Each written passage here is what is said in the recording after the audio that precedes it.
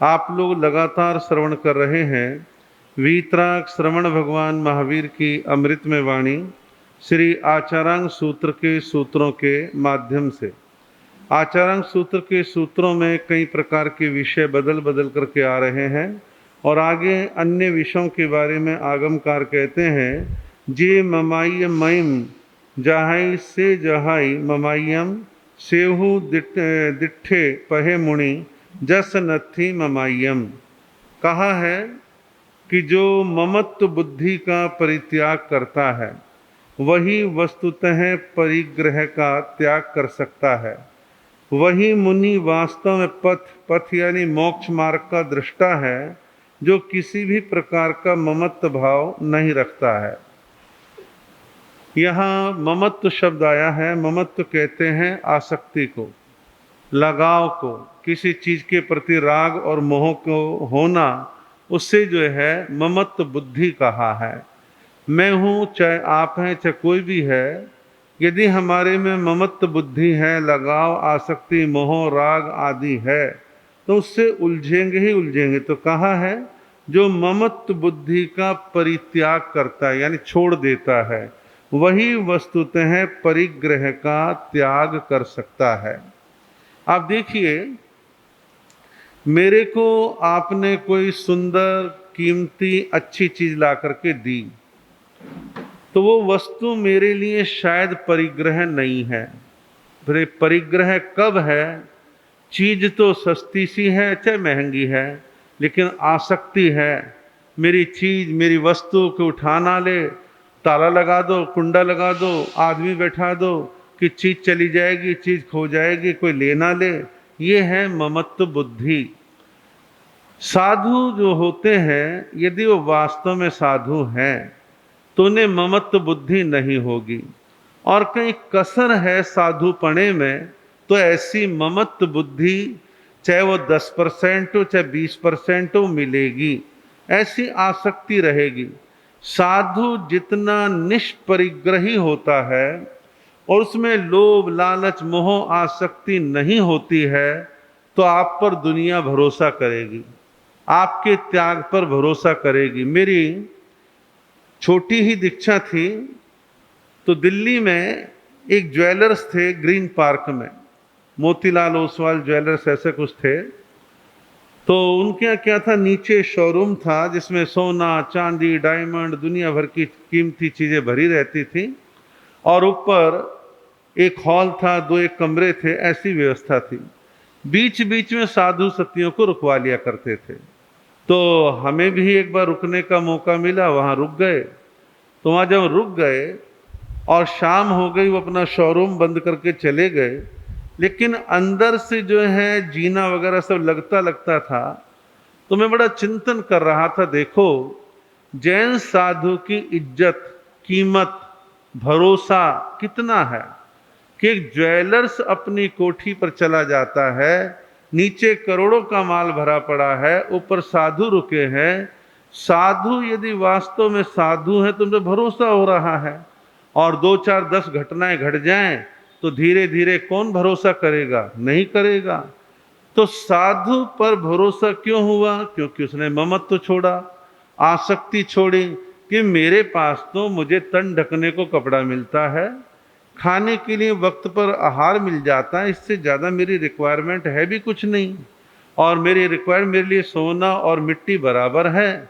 जब ये दृष्टिकोण आ जाता है तो गृहस्थी पर भरोसा होता है। क्या वो तो एक ज्वेलर्स की बात है, क्या आप लोग अपनी कोठियों में साधुओं को अपने 1, 2, 3 कमरे खाली करके नहीं दे देते कि भाई स्थानक नहीं है तो दूर है, या महाराज को हमें तो रुकवाना ही अपने घर पर, आप बड़े भक्ति से लेके गए, बड़ा भरोसा करते हैं, सारी अलमारियां खुली पड़ी हैं।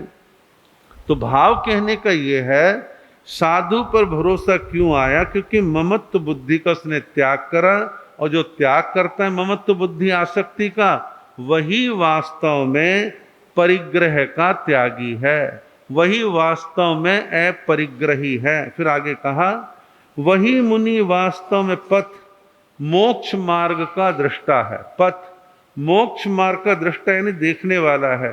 जो किसी भी प्रकार के ममत्व भाव को नहीं रखता, किसी भी प्रकार की मोह आसक्ति लगाव को नहीं रखता। अब मोह आसक्ति लगाव कई प्रकार के हो सकते हैं। अब जैसे स्वयं के अपने तन का मोह, इसमें थोड़ा सूक्ष्म अंतर है। एक है मुझे मेरे तन का मोह है, एक मुझे ये विवेक है कि भाई तन है तो साधना हो जाएगी, बस ये थोड़ा सा केयर करके चलना है कि इसका वेट बढ़ रहा है तो कैसे रोकूं, और इसमें कोई विकार आ रहा है तो कैसे रोकूं। मैं तपस्या करूं, शरीर को इतना स्वस्थ रखूं कि मेरी साधना हो जाए, मेरे विहार हो जाए, मैं प्रवचन देता रहूं, मेरी आवाज़ संभली रहे। भाई दृष्टि से संभाल ले, बाकी तो ये काया है, एक दिन नष्ट होनी ही है, इसमें नश्वरता तो है ही है, पल प्रतिपल शरीर में चेंजेस आ ही रहे हैं। तो इस प्रकार जो है अपने तन की जो है आसक्ति ना रखे।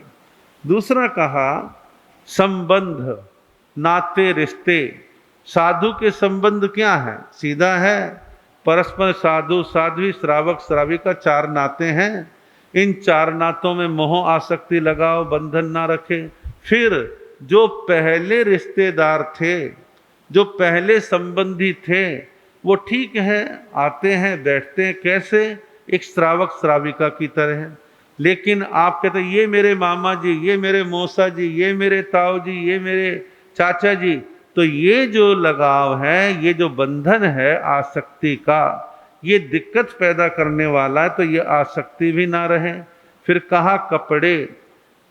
साधु को कपड़े शरीर पर जो धारण करता है, तो अपने वस्त्रों के प्रति, औघ्य के प्रति, पात्रे के प्रति किसी प्रकार की आसक्ति ना रखे। क्षेत्र के प्रति आसक्ति, ये हमारा क्षेत्र है, यानी साधु कह रहा है ये हमारा क्षेत्र है, यहाँ बहुत लोगों ने हमारी गुरु धारणा ले रखी है, हमारे गुरुजी के गुरुजी इस क्षेत्र से संबंधित रहे हैं, दूसरी संप्रदाय का कोई साधु यहाँ फटक नहीं सकता है, और हमारी आज्ञा होगी तो ही वो यहाँ एंट्री पा सकते हैं।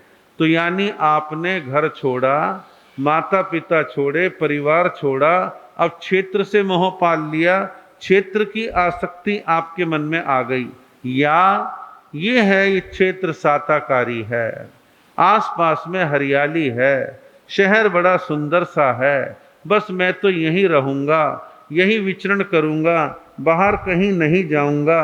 ये तो भिन्न भिन्न प्रकार की आसक्ति। और ये ध्यान रखना, जब आसक्ति छूटेगी तो संथारे का भी भाव आएगा, आसक्ति नहीं छूटेगी तो संथारे का भाव भी नहीं आएगा, और बिना भाव के जबरदस्ती किया गया संथारा लाभ भी नहीं देगा, उससे कुछ होने वाला भी नहीं है। एक बार एक साधु राजस्थान मध्य प्रदेश की तरफ से दिल्ली आए विचरण करने के लिए, विचरण कर भी रहे थे, अच्छे थे, विद्वान थे, प्रवचनकार थे, बड़ी अच्छी बात है। तो हुआ क्या कि वो त्रिनगर क्षेत्र में पधारे, अपना ओघा धोया, तो ओघे के अंदर जो डंडी होती है, बैंत की होती है ज़्यादातर, तो वो डंडी जो है उन्होंने स्थानक के ऊपर ग्रिल के साथ, छज्जे के साथ खड़ी कर दी और इधर उधर काम में लग गए। अब हवा के प्रेशर से, किसी की गलती से वो ग्रिल के बीच में से कैसे निकली, कैसे गली में गई, किसी को पता नहीं, और वो डंडी चली गई। सड़क पर जाने वाला कोई बच्चा ले गया, जैसा भी था, डंडी चली गई। महाराज उदास हो गए, मायूस हो गए, गमगीन से हो गए, कहने लगे 125-150 साल पुरानी डंडी थी, फला मेरी परंपरा के गुरुजी के गुरुजी, गुरुजी के गुरुजी, उनकी डंडी, फिर अगले वालों के पास, फिर अगले वालों के पास आई, फिर मेरे पास आई, और ये डंडी तो बड़ी पुरानी थी, ये था वो था। खैर मैंने उस समय टिप्पणी नहीं करी, मैंने कहा कि भाई ये भावना में इस समय खोए हुए हैं, चोट नहीं मारनी, लेकिन मैं सोच रहा था कि कभी कभी बड़े बड़े तत्वज्ञानी भी किसी पुद्गल पदार्थ में उलझ करके रह जाते हैं। तो आसक्ति किसी भी प्रकार की चीज की हो, वो नहीं होनी चाहिए। आसक्ति एक बंधन है, ये ही परिग्रह है, और हमारे यहाँ इसकी एक परिभाषा स्वतंत्र रूप से और दी गई है, मुच्छा परिगहो वुत्तो, मूर्छा भाव ही परिग्रह है। मूर्छा भाव यानी लगाव, आसक्ति, ये परिग्रह है। और इस तरह से सारी चीजें क्लियर हैं, आसान है, आप समझ रहे हैं। अगला सूत्र है जे अन्न दंसी से अन्ना रामे, जे अन्ना रामे से अनंत दंसी। कहा है कि जो स्वयं से अन्यत्र दृष्टि नहीं रखता, जो स्वयं से अन्यत्र दृष्टि नहीं रखता, वह स्वयं से अन्यत्र रमता भी नहीं है, और जो स्वयं से अन्यत्र रमता नहीं है वह स्वयं से अन्यत्र दृष्टि भी नहीं रखता। अब ये स्वयं पर ये सब क्या है, आप सिंपल सा समझिए। स्वयं दृष्टि यानी आत्म दृष्टि। मैं बाहर की दुनिया में रहते हुए भी मेरी दृष्टि आत्म दृष्टि रहती है। दुनिया आ रही है, जा रही है, दर्शन कर रही है, विचरण हो रहा है, चातुर्मास हो रहा है, मैं बाहर का व्यवहार भी निभा रहा हूँ, लेकिन अंततः मेरी दृष्टि अपने में है। यह है स्वयं दृष्टि। अब कहा कि जो स्वयं से अन्यत्र दृष्टि नहीं रखता, अन्यत्र यानी दूसरों की ओर, परायों की ओर, बाहर की ओर, बाहर की दुनिया की ओर, तो वह स्वयं से अन्यत्र रमता भी नहीं है। रमता यानी उसकी रुचि नहीं जागती। बस ठीक है, लोग आए चले गए, दो बात भी कर ली, प्रेरणा भी दे दी, लेकिन दिमाग में नहीं बसाया वो व्यक्ति, वो महिला, वो परिवार, वो व्यक्ति, इस तरह से कुछ दिमाग में बसेरा नहीं बसाया, तो पर में वो रमता भी नहीं है, यानी उसमें रुचि भी नहीं रखता है। तो फिर कहा जो स्वयं से अन्यत्र रमता नहीं है वह स्वयं से अन्यत्र दृष्टि भी नहीं रखता। जब मैं आप कोई भी सामने वालों में ज्यादा उलझते ही नहीं है, रमते ही नहीं है, तो फिर हम अपने में ही तो रहेंगे और कहाँ जाएंगे। तो स्वयं में रमण करना, आत्म रमण करना, अपनी दृष्टि रखना, इसे कहते हैं आत्म दृष्टि। और आत्म दृष्टि ही एक बहुत बड़ी चीज है। बार बार आप शब्द सुनते हैं आत्म दृष्टि, जैसे हमारे अशोक बिहार के संतों में नाम आत्म दृष्टा रखा गया। आत्म दृष्टा यानी आत्म दृष्टि, आत्म दृष्टा एक ही बात है। तो जब आत्म दृष्टि आत्म दृष्टा वाला काम होता है तो बाहर की आसक्तियां हमारी खत्म होनी शुरू हो जाती हैं। भगवान महावीर ने 12.5 वर्ष तक साधना करी, जंगलों में रहे, अपने आप के तन को एक प्रयोगशाला बना दिया, उसमें डूबे रहे। और भगवान महावीर के जीवन में कष्ट कई प्रकार के आए, और हुआ क्या, गवाला आता है, कान में कीले ठोकता है। कहने में सुनने में बड़ा सरल लग रहा है, एक आलपिन भी चुभती है, एक फांस भी चुभती है, तो बार बार खटकती है, और वह तो कीले थे। भगवान के कानों में कीले ठोके गए, भगवान ने उनको बर्दाश्त किया। संगम देव ने पांव में आके खीर पका दी, लेकिन भगवान महावीर समभाव में बने रहे। ऐसा वर्णन आता है। आचार्य आत्माराम जी महाराज, आचार्य आत्माराम जी महाराज ध्यान करते थे, और ध्यान उनका अच्छा गहरा लगता था। और कहते कि आचार्य आत्माराम जी महाराज एक बार सीढ़ियों से फिसल जाने के कारण उनके कूल्हे की हड्डी टूट गई। उस समय देश आज़ाद नहीं हुआ था, और अंग्रेज डॉक्टर भी जगह जगह मिल जाया करते थे। तो एक अंग्रेज डॉक्टर आता है, और डॉक्टर ने उनका ऑपरेशन करने की बात कही। बात ये आई कि महाराज को बेहोश करके ऑपरेशन करना है।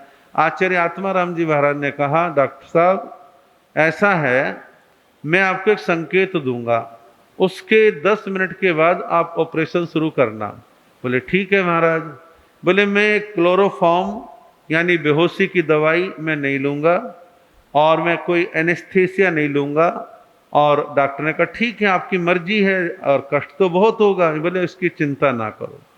तो आचार्य आत्माराम जी ने कहा, डॉक्टर साहब अब से 10 मिनट के बाद ऑपरेशन शुरू कर देना। वो लेट गए, और लेट के ध्यान मुद्रा में चले गए।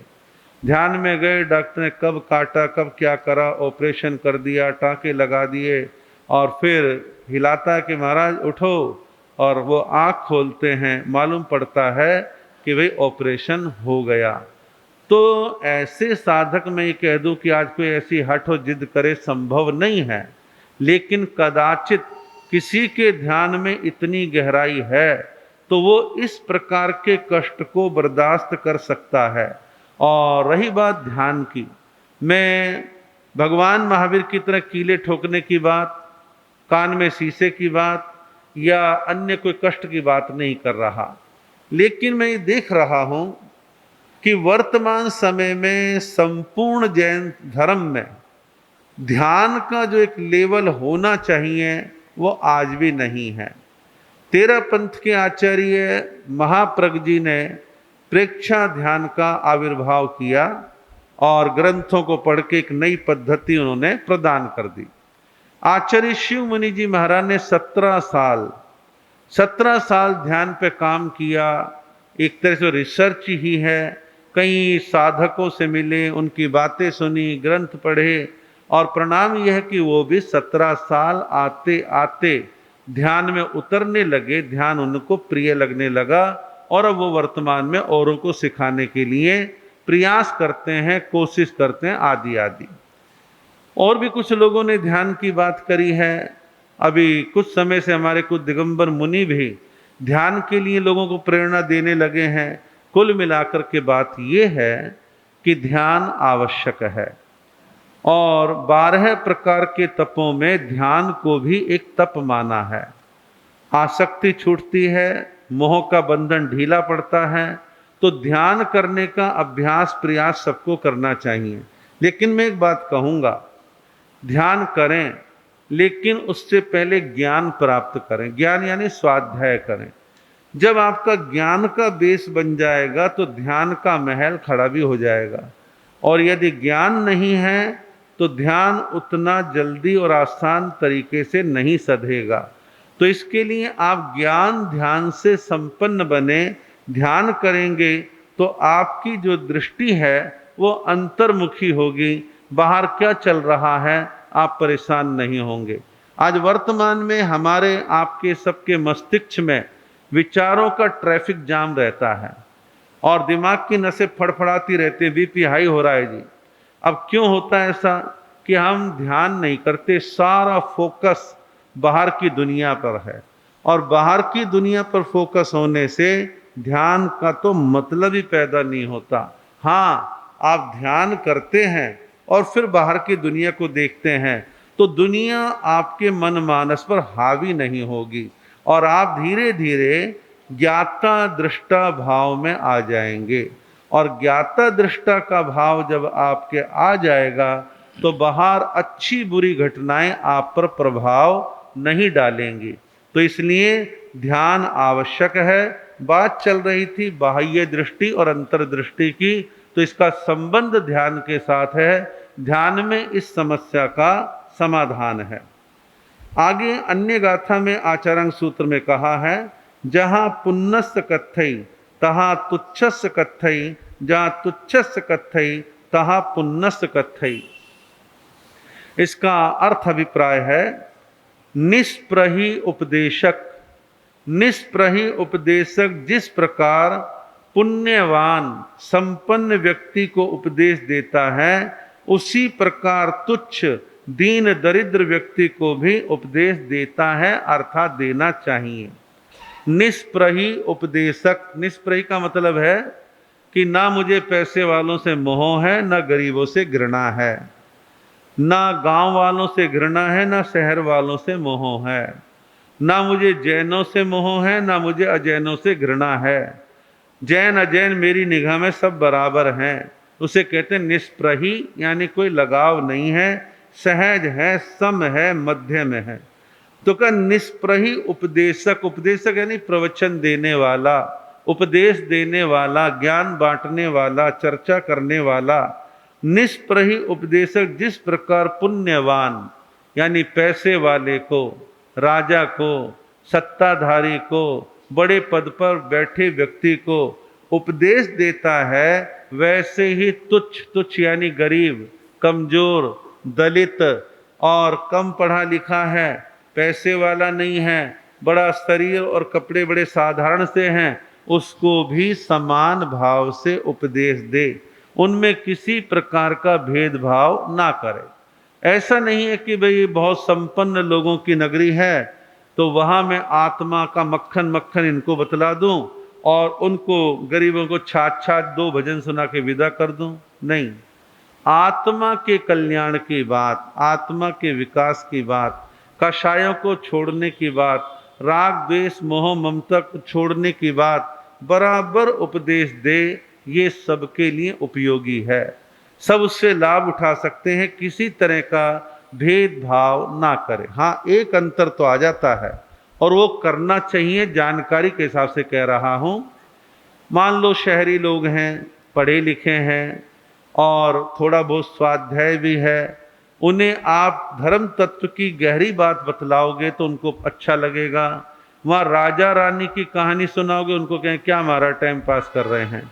एक सामान्य किसान है, मजदूर है, कम पढ़े लिखे लोग हैं, उनको धर्म तत्व समझाने के लिए छोटी छोटी कहानियाँ, दृष्टांत, एग्जाम्पल दे के बात बतलाओगे तो उनके पल्ले वो बात जल्दी पड़ जाएगी। ये थोड़ा एजुकेशन लेवल का फर्क पड़ जाता है। अब पढ़ने वाले बच्चों को कोई संस्कृत में श्लोक पे श्लोक बतलाए जाए तो बेचारों क्या पल्ले पड़ेगा। तो सामने वाले की स्थिति को देख करके प्रवचन देना, ये थोड़ा विषय अलग है, लेकिन प्रवचनकार प्रवचन देने में किसी प्रकार का भेदभाव ना करे।